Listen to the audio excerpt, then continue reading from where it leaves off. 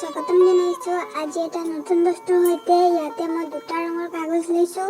এতিয়া এই কাগজ টুকুৰা আগৰ পৰা কাটি থোৱা আছে। এতিয়া এই কাগজ টুকুৰা আমি বৰ্ডাৰ লগাম। বৰ্ডাৰ লগাবৰ কাৰণে ব্লেক কালাৰ কাগজটো ইউজ কৰিম আৰু সেইটো এতিয়া কাটি ল'ম।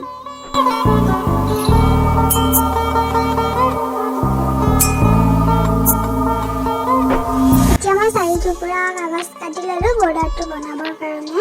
তাৰপাছত আমি এতিয়া টুকুৰা কাগজত আঠা লগাই ল'ম। আঠাটো লগাই লোৱাৰ পাছত বাঢ়ি থকা পাৰ্টটো মই কাটি দিলোঁ। চাৰিওফালে বৰ্ডাৰটো লগাই হোৱাৰ পাছত এতিয়া ইয়াত মই এটা মেছেজ লিখিম। তো আপোনালোকে মেছেজো লিখিব পাৰে, ভাল ভাল কথাও লিখিব পাৰে বা আৰ্টো কৰিব পাৰে। তো মই আজি ইয়াত মেছেজ লিখিম, লগতে সৰু সৰু কিছুমান আৰ্ট কৰিম। ইয়াত মই 4টা কালাৰ লৈছোঁ। এই 4টা কালাৰৰ পৰিৱৰ্তে বেলেগ বেলেগ কালাৰো ল'ব পাৰি। মোৰ এই 4টা দিয়ে বনাই চাওঁ বুলি ভাবিলোঁ। ইয়াত মই এতিয়া কি লিখোঁ চাওক। ইমান ভালকৈ নাজানো যদিও সৰু সৰু কিছুমান বস্তু নিজে বনাই চোৱাৰ চেষ্টা কৰোঁ। ভাল লাগে এইবিলাক বনাই। আজৰি সময়টো কেনেকৈ পাৰ হৈ যায় ক'বই নোৱাৰোঁ।